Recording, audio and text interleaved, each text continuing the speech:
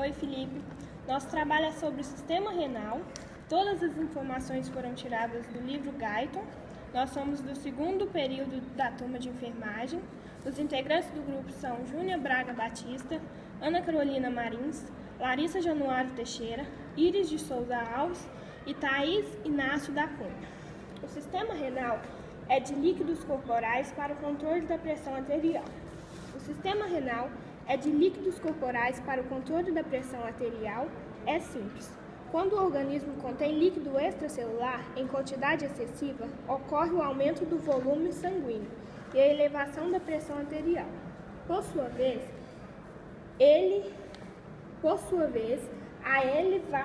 a elevação da pressão exerce um efeito direto sobre os rins, que passam a excretar o excesso de líquido extracelular, com consequente normalização da pressão.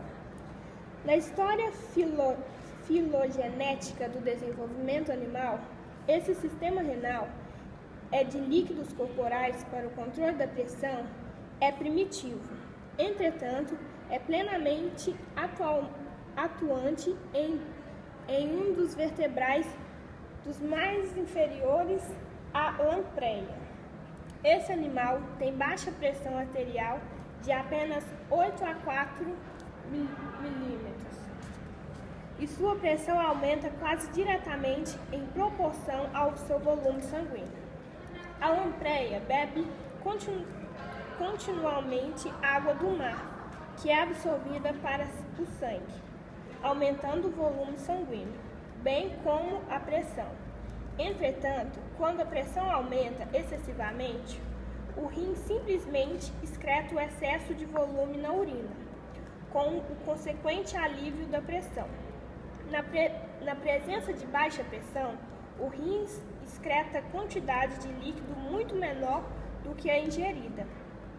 Por consequente, o volume de líquido extracelular, o volume sanguíneo e a pressão aumentam novamente, até atingirem um nível normal. Ao longo de toda a história, esse mecanismo primitivo de controle da pressão sobreviveu quase exatamente como funciona na lampreia. No ser humano, a excreção renal de água e de sal é tão sensível a alterações da pressão quanto na lampreia. Se não for mais. Com efeito, aumenta apenas alguns milímetros de mercúrio na pressão arterial do ser humano.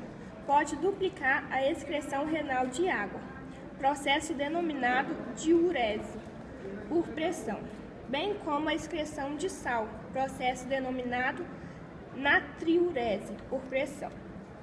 No ser humano, o sistema renal e de líquidos corporais para o controle da pressão arterial, da mesma maneira que na lampreia, constitui a base fundamental para o controle a longo prazo da pressão arterial.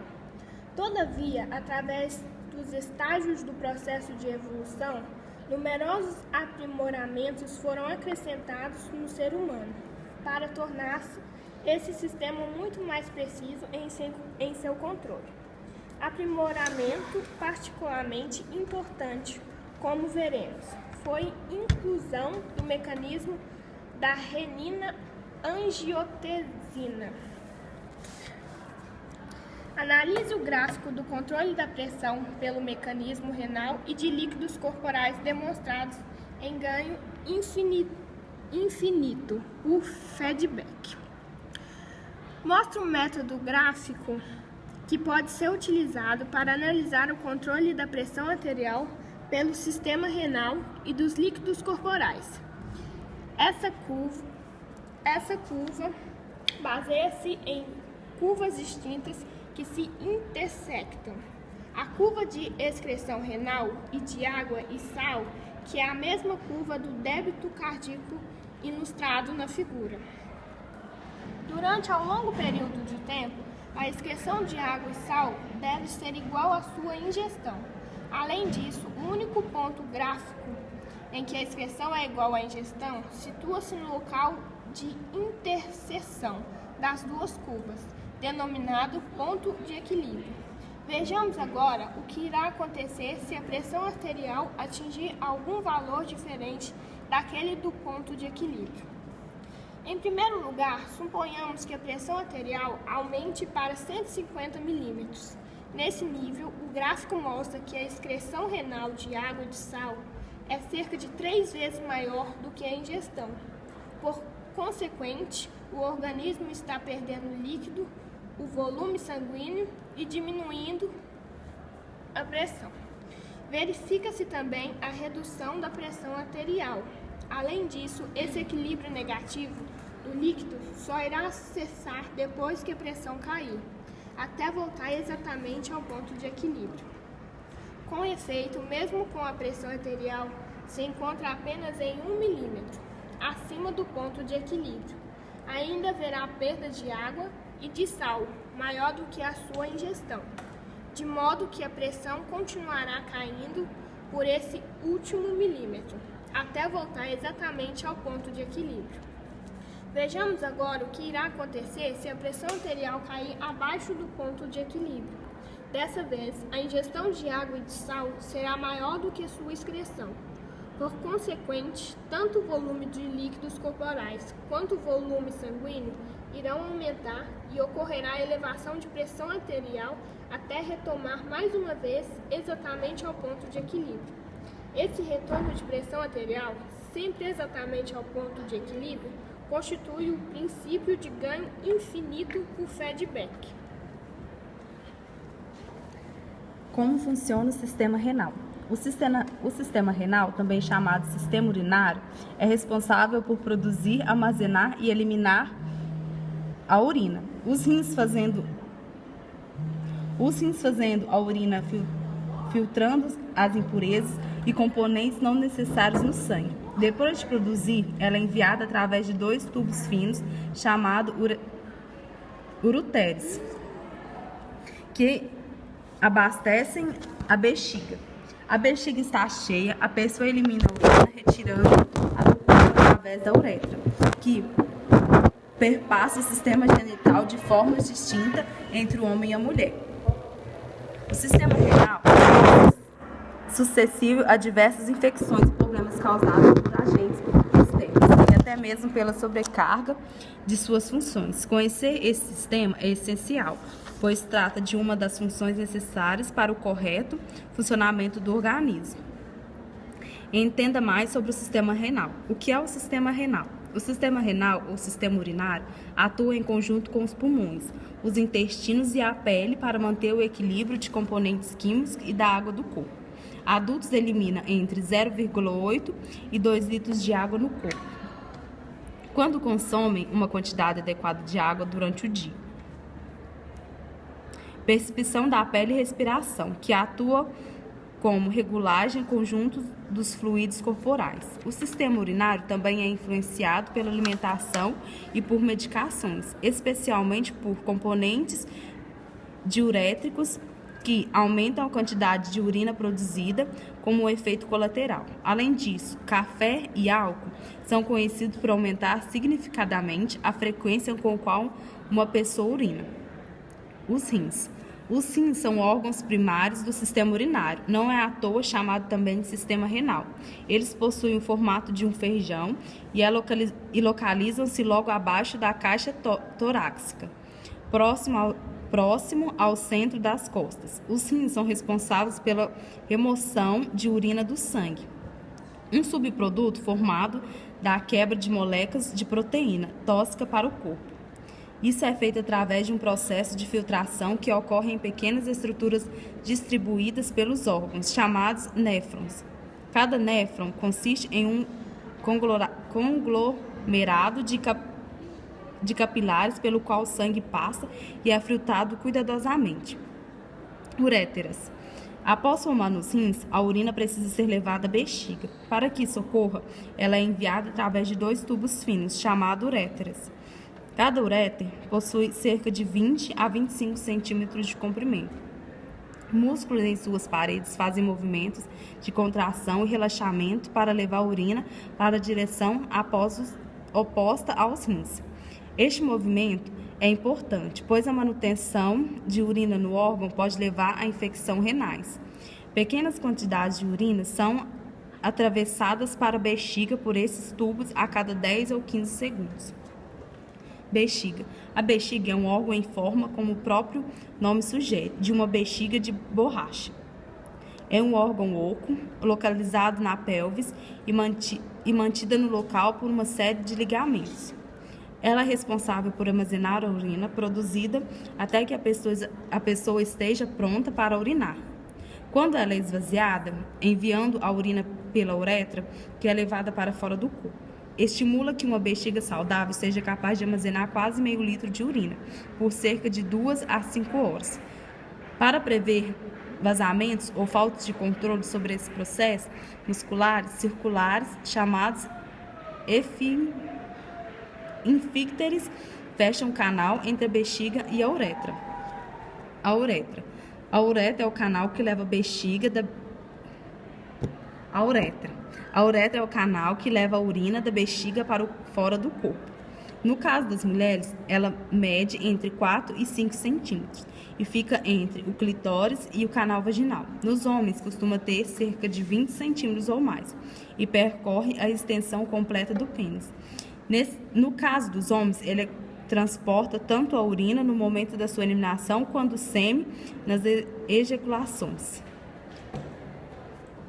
O mecanismo renal é de líquidos corporais para o controle da pressão arterial. Se lembrarmos a equação básica para a pressão arterial igual ao débito cardíaco vezes a resistência periférica total. É óbvio que a ocorrência de aumento da resistência periférica total deverá elevar a pressão arterial. Com efeito, quando ocorre o aumento agudo da resistência periférica total, a pressão arterial tem elevação imediata. Entretanto, quando os rins continuam a funcionar normalmente, a elevação aguda da pressão arterial não é necessariamente mantida. Em lugar disso, a pressão arterial pode até mesmo se normalizar dentro de um dia ou mais. Por quê? A resposta é a seguinte: o aumento da resistência nos vasos periféricos em todo o corpo, exceto nos rins, não altera o ponto de equilíbrio para o controle da pressão arterial, conforme determinado pelos rins. Por seguinte, os rins começam imediatamente a responder à pressão arterial elevada, através de diurese e de natriurese por pressão. Dentro de algumas horas ou dias, verifique-se a perda de grande quantidade de sal e de água pelo organismo, que prossegue até a pressão arterial retornar ao nível de pressão do ponto de equilíbrio. Como prova desse princípio, que a ocorrência de alterações na resistência periférica total não afeta o nível da pressão arterial a longo prazo, se a função renal ainda estiver normal. Vamos analisar cuidadosamente dos cardíacos e as pressões arteriais aproximados em diferentes condições clínicas, nas quais a resistência periférica total ao longo prazo é muito menor ou muito maior do que o normal, enquanto a excreção renal de sal e de água apresenta-se normal. Observe que, em todas as diferentes condições, a pressão arterial também está exatamente normal. Uma advertência: muitas vezes, quando a resistência periférica total aumenta ao mesmo tempo a resistência vascular intrarrenal, o que altera a função do rim e pode causar hipertensão. Ao desviar a curva da função renal para um nível de pressão mais elevado, como mostra, iremos ver o exemplo disso mais adiante nesse capítulo, quando formos discutir a hipertensão causada por mecanismos vasoconstrutores. Todavia, o culpado nesse caso é o aumento da resistência renal e não o aumento da resistência periférica total. O mecanismo global pelo qual o aumento do volume é de líquido extracelular eleva a pressão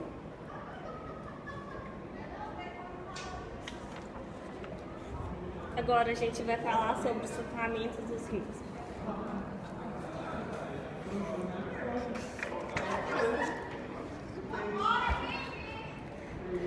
O rim, para além de ajudar a controlar a nossa pressão arterial, ele filtra o nosso sangue, limpando o nosso organismo e controlar os vírus ao redor do nosso corpo. E produz hormônios que são importantes na produção dos glóbulos vermelhos, como funciona o mecanismo do osso. Doença mais comum, sintomas, tratamentos da prevenção.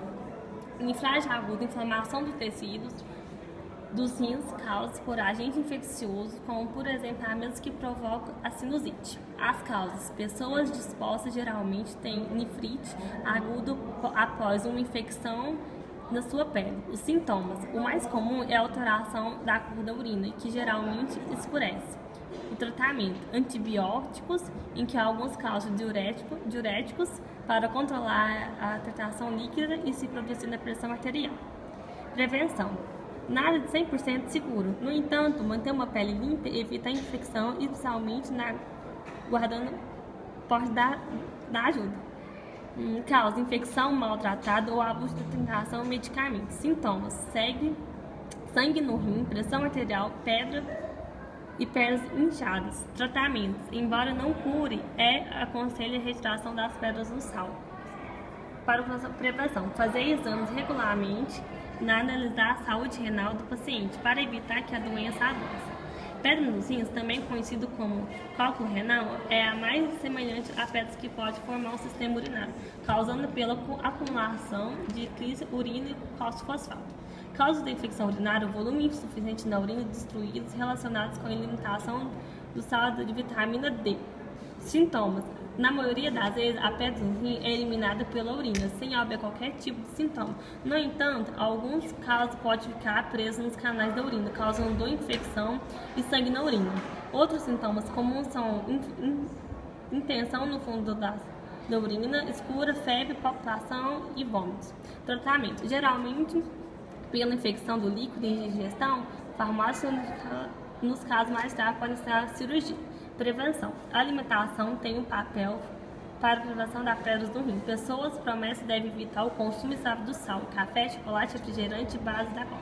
Infecção urinária: qualquer infecção no canal urinário causa prevenção no micro-organismos, como bactérias, fungos e vírus interior da urina. Sintomas: vontade, frequência da infecção de ir ao banho da urina, do sangue da urina. O tratamento no caso, tratar uma bactéria, toma antibiótico.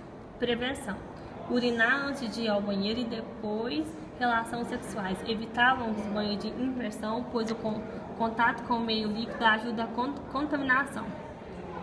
O cisto renal simples: o cisto é uma bolsa ou saco fechado cheio de líquido nos nefrônios filtrantes. Causa: avanço da idade, doença renal crônica, aumento da pressão arterial nos rins e concentração de sais nos líquidos que envolvem nefrônios.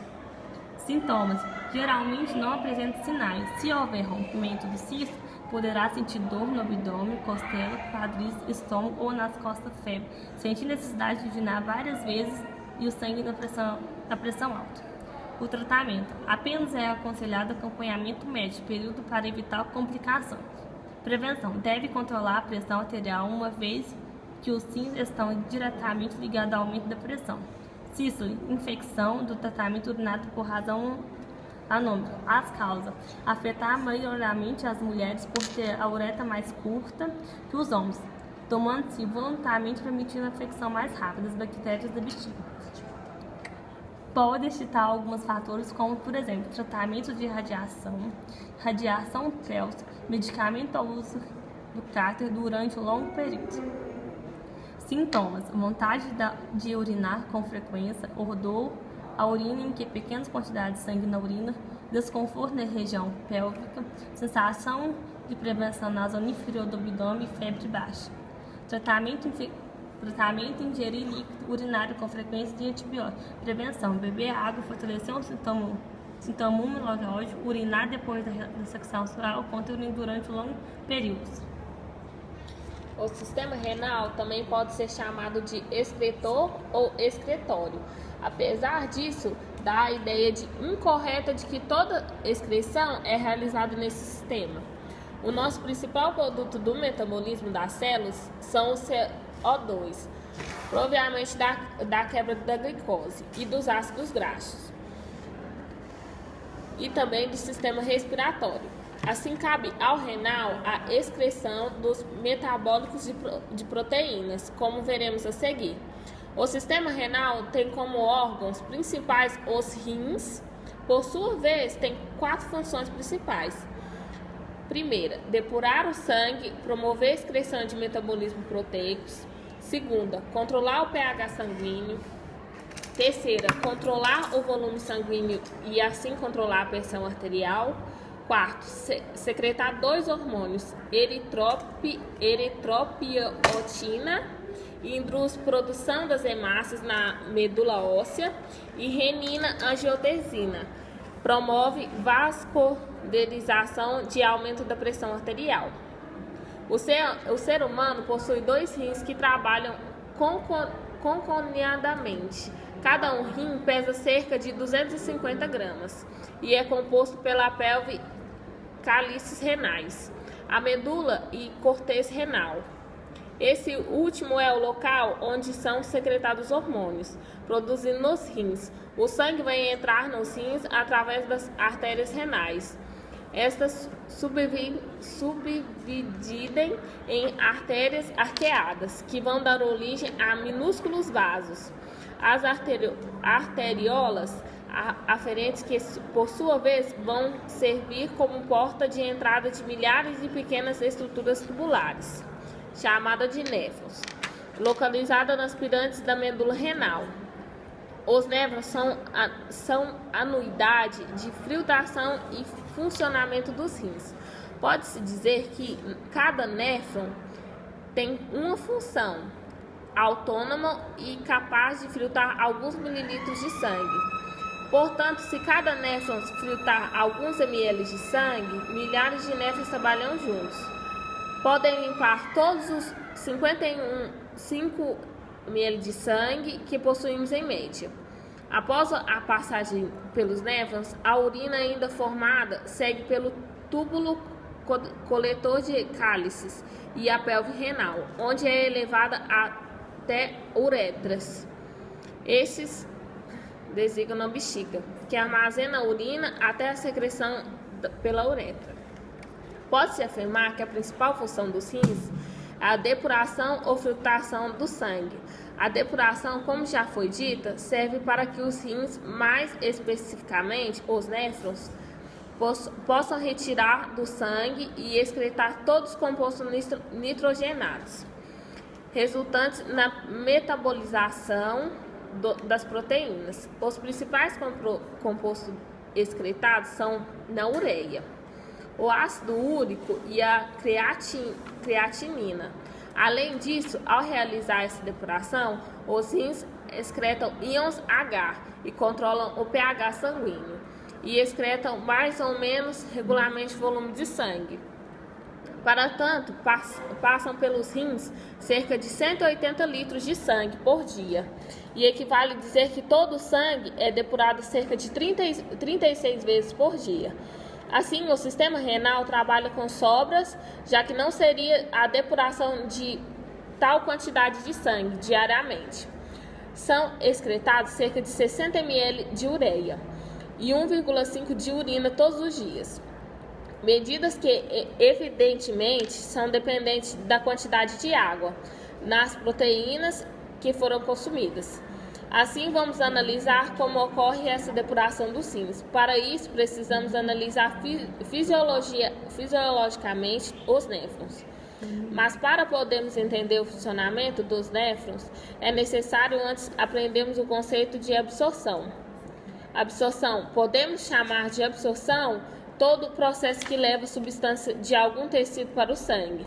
Assim, quando uma proteína ou uma glicose sai dos néfrons e volta ao sangue para ser reaproveitada, ela está sofrendo um processo de reabsorção, como durante a limpeza do sangue.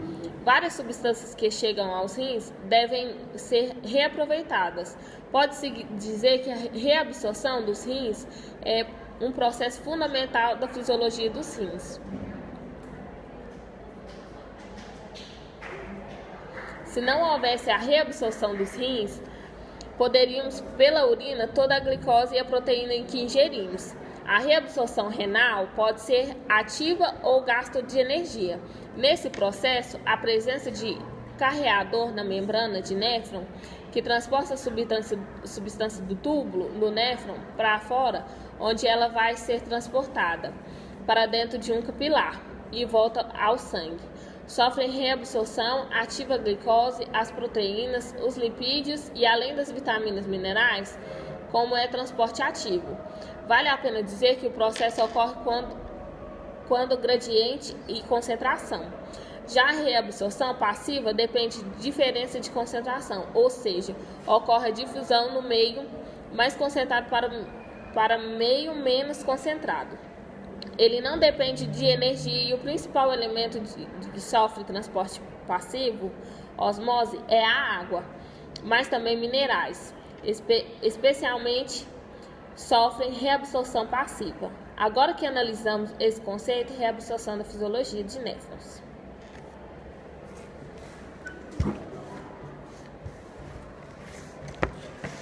Mecanismos dos efeitos renais direto da angiotensina, causando retenção renal de sal e da água. A angiotensina exerce efeitos intrarrenais específicos, induzindo a retenção de sal e de água pelos rins.